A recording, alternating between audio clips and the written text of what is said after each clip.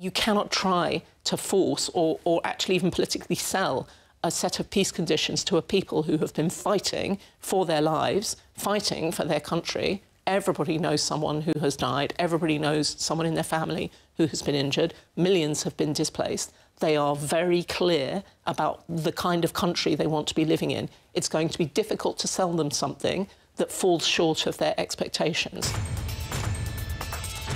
Dzień dobry Państwu, ja się nazywam Jan Złotorowicz i to jest Garda portalu obronnego oraz Super Expressu.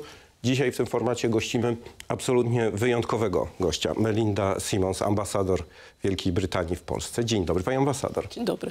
We're going to switch to English now because your answers are more important than my questions. So I would like to give you an opportunity to exactly say what you need to say and what we want to hear from you. You served your country as an ambassador to Ukraine for crucial years of the Russian invasion. From your unique perspective, how do you assess Ukraine's chances of winning this conflict? Well, Ukraine can win as long as its allies continue to back it. And its allies have been clear, particularly in Europe, that, and the UK is among them, of course, that we would continue to back Ukraine for as long as it takes. I think no one can doubt Ukraine's intention to keep fighting for a win. I was struck by that more than anything else when I was serving in Ukraine, that Ukrainians have a will to defend their country, but also I think they understood the nature of the invasion, and to some degree it was clear to them that they had no choice, that they were fighting not just for a desire to be part of Europe and to be part of NATO, to be part of a Western society, but also they understood that Russia's goal was and remains the subjugation of Ukraine. Yes, and as you said, without allies, they are doomed, actually. No, I don't think they're doomed. I think it would be longer and harder for them to be able to do what they do. But you have also to look at least in the last year particularly, how quickly they have innovated in order to produce capability for themselves so they can continue, but it would get progressively harder. And it's going progressively harder to build an alliance for the Ukraine. UK is spearheading few very important initiatives. We've got the coalition of the willing. Yes. Would you mind sharing us insight on that? Well, I mean, I think the purpose of the coalition of the willing, alongside the structures that already exist, so for example within the EU, within NATO and so on, who talk intensively about how to aid Ukraine in their fight against Russia. The coalition of the willing looks ahead to any possible scenario whereby you can achieve a ceasefire and peace talks, knowing that at that point you continue to require aid, but it's aid of a different kind. And it's important to do that because even though I think it's pretty clear to us all that the conditions for a peace negotiation are still not quite right, certainly it looks as if Putin is not ready or interested in peace negotiations right now. They have a habit of those conditions of presenting themselves quite suddenly. And so what the coalition of the willing does is attempts to get countries and get allies in a position where they can be ready with the resource and with the capability that is required to support that process now, not wait for it to happen and then waste time trying to build that capability. It's always impossible to talk about this subject without looking across the pond, as some would say. Is this coalition, is this effort possible without the American support?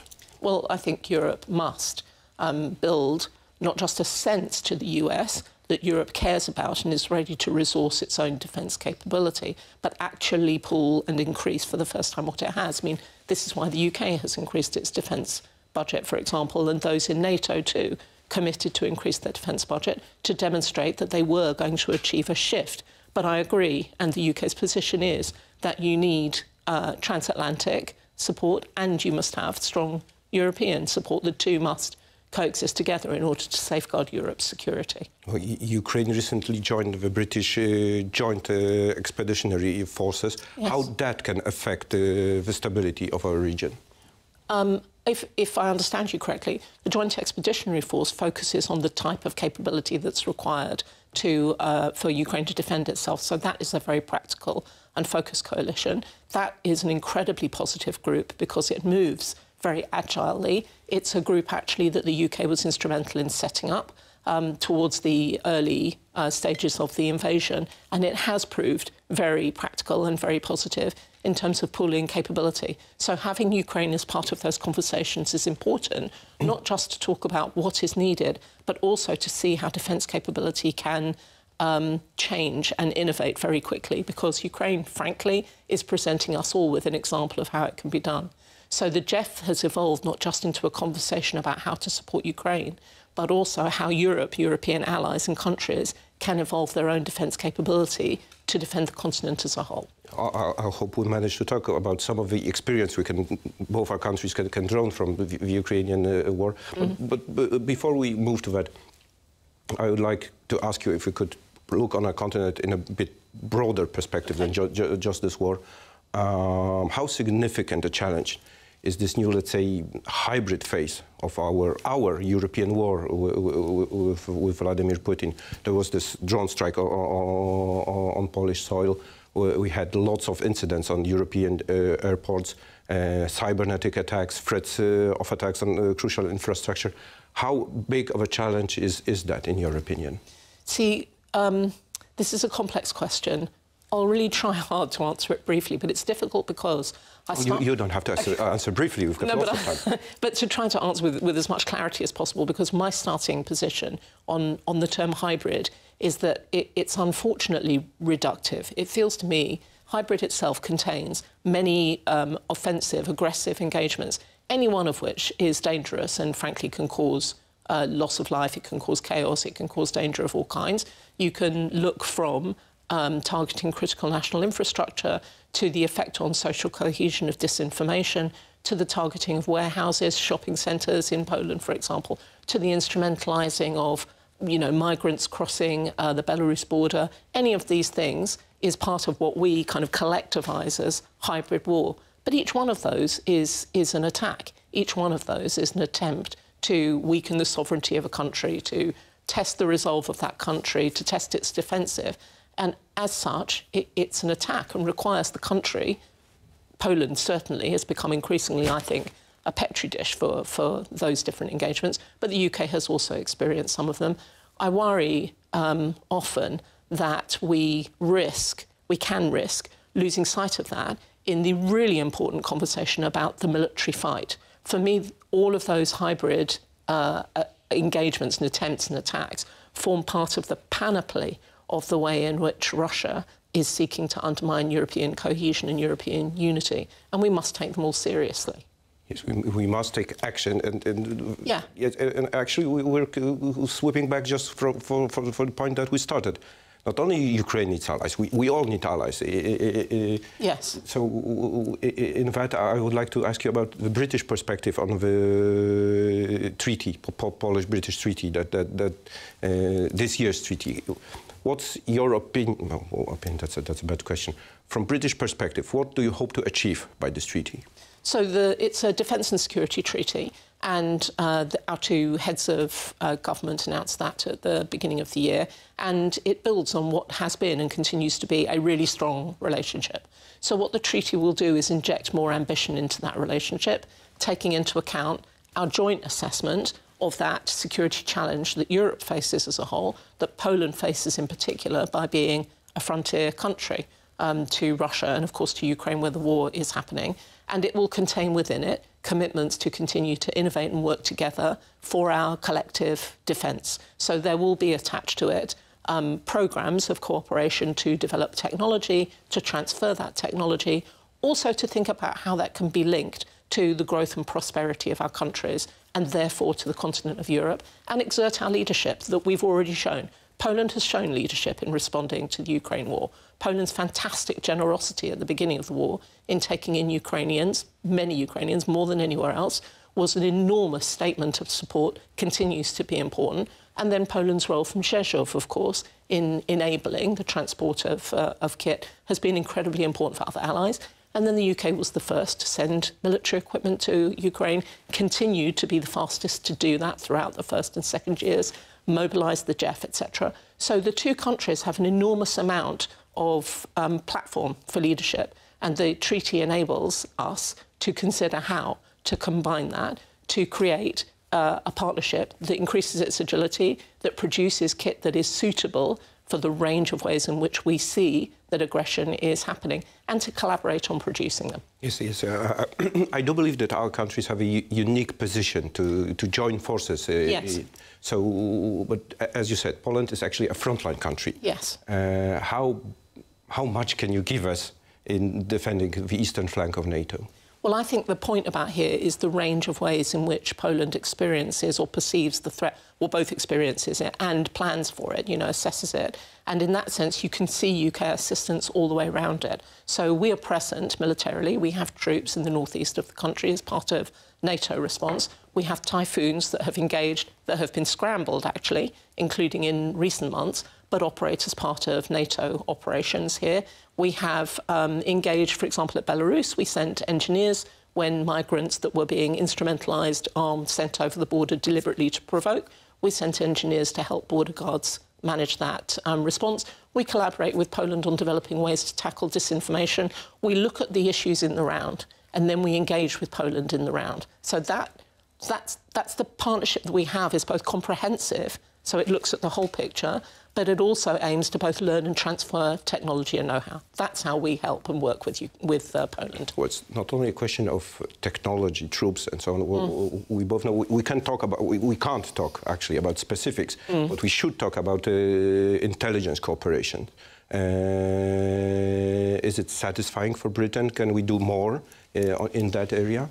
Well, I mean, actually, we can't talk about intelligence cooperation. What I would say about it is that intelligence cooperation is important, but it is only one way in which you assess, the whole of what you're seeing. So, yes, of course, that exchange of information is really important. Then we set it, as any allies would, against what you see on the ground, how you see Russia respond, how you see the threat morphing and transforming. That's one of many ways in which you use it. So, yes, it's important, but it's not the only form of cooperation that you need for that assessment.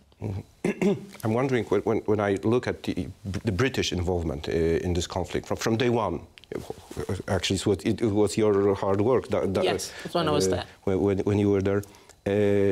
Do you see your involvement as a long-term investment? Do you have any vision of how to restore peace to Ukraine? Well, I mean, firstly, we've said that we will be alongside Ukraine for as long as it takes. And I know there's been lots of analysis and argument about what as long as it takes means. But the political message behind that is important, because in the end, only Ukraine can decide the conditions under which it can accept a form of peace. And to be honest, I think Ukraine has bent over backwards in the last 2.5 years, where plan after plan has come its way. Plan from China and Brazil, plan from America, etc. There have been attempts to try to create the conditions, and Ukraine has engaged with every one of those initiatives. The problem here isn't about actually whether Ukraine will decide that it needs to or wants to stop the war. That seems really clear. The problem lies with Russia refusing to disengage. So, as boring as it sounds, and people do want to hear something different, the fact is that Ukraine must continue to fight, and they know they must continue to fight, to get themselves into a position whereby the conditions for peace are conditions that give them something that is both lasting and just. That's what the Ukrainians themselves have said. The conditions have to provide for a peace that is lasting and is just.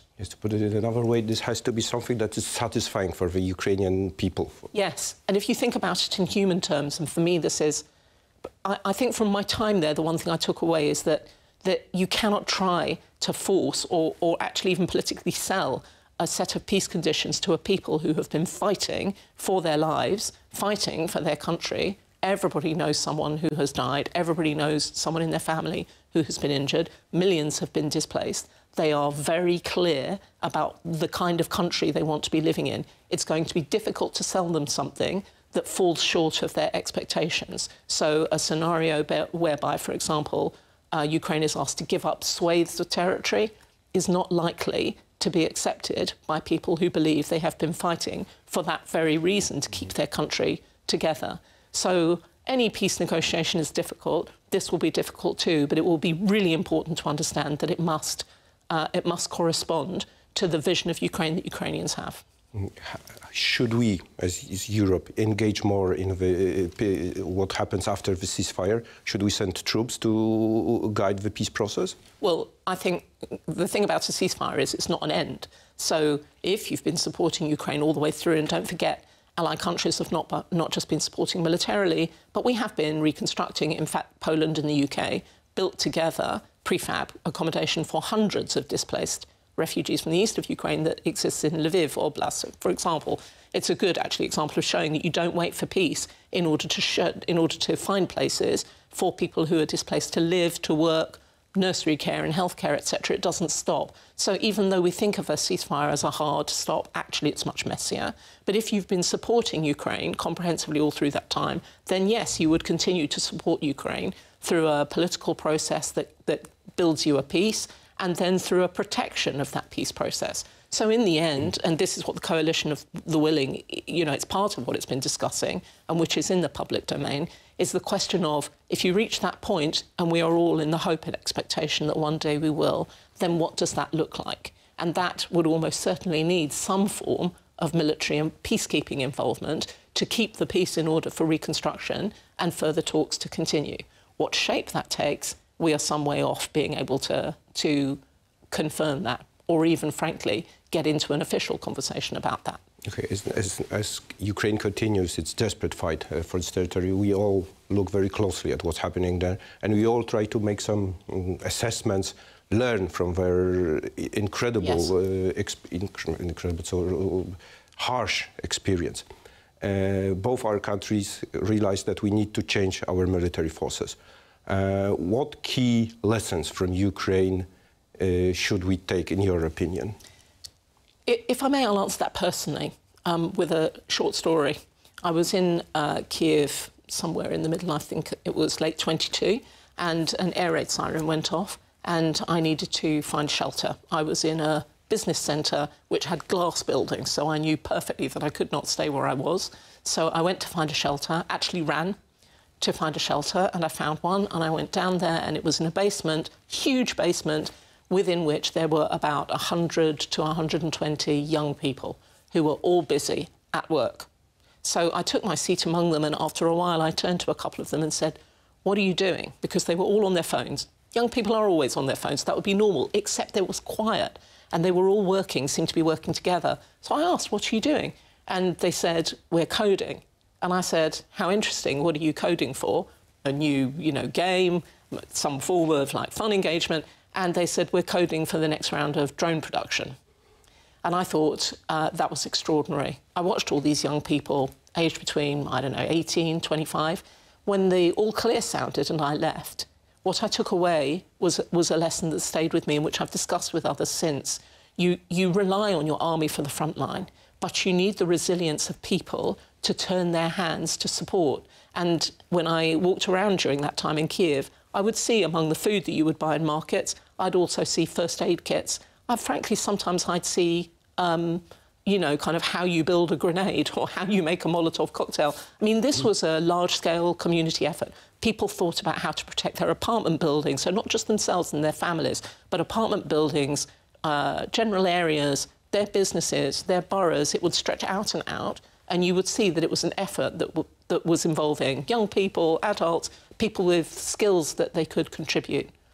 I appreciate that I think a country needs to be at war for people to turn their hands in such a radical way. But I think the lesson for us here is about all of our resilience upstream. I think that given the range of the threat and the way in which countries like the UK and Poland perceive it, we probably do need to think about how we can harness more of our skills to help tackle the whole range of the threats that we perceive. Yes, our society's resilience is a very important issue, and it is a problematic issue. Since the war started, I've heard many, many times that Putin is gambling on, let's say, fatigue of, yes. An inherent weakness, I think. Yes, and do we really have, as Europeans, maybe do you, as Europeans who are wealthier, more far from Russia, do you have this weakness as British? Oh, but I think the one thing that I still don't think Putin himself appreciates is that we are much stronger than the Russian narrative about the West perceives. We are both stronger and we are more united. I mean, the way in which Europe has been united, even now, actually, as it's challenged, and I appreciate and acknowledge that it is challenged within Europe, even now, that core unity still holds to an extent that I don't believe Putin himself has ever been advised it would, and probably continues to believe that it won't. But here we still are, talking in the same way about how we are supporting Ukraine. For the UK, for example, our military support has gone up to £4.5 billion this year, the highest ever and unprecedented, and it continues to be unprecedented. And that unity allows us to look for new ways all the time of being able to iterate and continue to support. So in that sense, no, I don't acknowledge that there is weakness there. Instead, we are finding new strength in that unity. As for resilience, I think you see that country after country is kind of waking up to the messaging about what that means for us all. You know, what that means. So in terms of the kind of skills we want to build for ourselves, what that means if any of that hybrid threat becomes a reality for us, but also how we learn from Ukrainians to sustain ourselves through kind of periods of uncertainty. We're learning. And I think if you're willing to learn and governments invest in that learning, that's not weakness either, that's a strength. From our perspective, one of the key lessons from Ukraine is that we need more troops. We have to, if we have to sustain an attack from Russia, we need more troops. We need to build up our armed forces. Well, same as British forces. Yes. And we do face some problems with recruitment. We talk about resilience. We talk about how normal people react to this threat. But still, we need more soldiers. What lessons that you learned? Can you give us some insights on how to address this issue, especially towards younger generations? Well, I think actually this is one of those issues where every country has to work out, because the conditions are different from each country, how they build their military capability. The UK actually does not have as much of a problem with recruitment. We have more of an issue with retention, and retention often relates to things like what the infrastructure is like for a soldier as they build a family. So our Defence Secretary recently announced a whole-scale upgrade for accommodation for soldiers and families. And interestingly, just before the war, Ukraine announced the same thing. So they had also appreciated that if they needed to keep their, if they wanted to keep their talent, making sure that the conditions for them and their families provided enough of an incentive to continue to stay and to build a career. So an awful lot of that is about the culture and the systems that you have inside a country. But I would also say that, although you are, of course, right, that we all understand we need to increase our field fighting capability, the truth is that Ukraine is teaching us that wars require not just ground capability, but this rapid investment in innovative ways of fighting from the air. And I doubt not that were there to be, and I really hope that there isn't, but were there to be any other kind of fight to have to engage in elsewhere in Europe, it wouldn't even then necessarily exactly resemble the fight that Ukraine is going through. So as ministries of defence are looking at their army capability, they have to, at the same time, look at their defence industrial capability, which I know Poland is doing, because the UK is working with them together on it. Yes, that's a very important issue for us, and I know that there is a big anticipation in British involvement in modernising our... Well, we're already there. Yeah, we're already doing it, yes. Actually. Yes. But we do not only have a unique position, our country is on the front line. Your country was one of the main Ukrainian allies from like day one, hour yes. one. But we also have a unique chance of cooperation thanks to like enormous amount of Polish people living in UK. The Polish diaspora, how important is it in the Polish-British landscape? Well, I was looking recently at the languages spoken in the UK, and it's very eye-opening to see that after English, the next most spoken language is Scots, and then there is a bit of a statistical argument between the two that come after it, but they are Welsh and Polish. So Polish is a widely spoken language in the UK because, as you say, the sheer number of Poles who live there. And it extends beyond that, really, culturally, to food and cultural centres that are very visible and very present in several cities in the UK. So it's a very well integrated part of the UK. It's part of the UK's multicultural kind of presence. I would not say that it is directly politically engaged on these issues, but it is just very present in the way in which Brits make choices about where they go and what they do and, frankly, what they eat. You yourself have Polish heritage, right? I do, yes. What exactly are your ties to Poland? My father's parents were both Polish. So my grandmother came from Łódź. She was born in Łódź and lived there. And my grandfather came from Piotrków Trybunalski. Yeah, so that again, a unique position for our countries to cooperate. Do you see any ways we can tighten our cultural ties? Well, we are actually. I know I keep saying this, but we are through. We're just about to come to the end, the last couple of months, of a UK-Poland Year of Culture, which has been really interesting for me for the way in which it has shown, by showcasing Polish art and theatre and film and so on. Those events in the UK have happened all over the UK because there is an extensive presence of Polish communities all over the UK. So there have been events in Manchester, in Sheffield, in Leeds, in Birmingham, as well as in London. And that's been quite extraordinary to see, and to see the attendance and the interest of it. That demonstrates really both that, you know, British people born in the UK have that kind of wide interest in Polish culture, and that there are Polish communities who are excited to be able to celebrate it wherever they live in the UK. So that's been great. But I see the same thing here. So I'm going to Poznan next week for a film screening. So the British Film Institute is involved in screening film at an event in Poznan. And that is an illustration of the several places in Poland that have been showcasing the same UK culture in the same way, with the same reception, the same deep interest. And since we are talking about ties, tightening our cooperation, there's always an issue of history. Actually, a good issue of history. That's one of the few countries we had quite a good history of relations. Yes. Polish soldiers fought alongside British soldiers during World War II. And we were speaking in a very special moment, because this week it's Remembrance Day. That's why thanks to your involvement, you have a lovely poppy. I was given this, so some of our viewers may wonder, why do we have these poppies? So I think this is a really powerful symbol, actually, the poppy.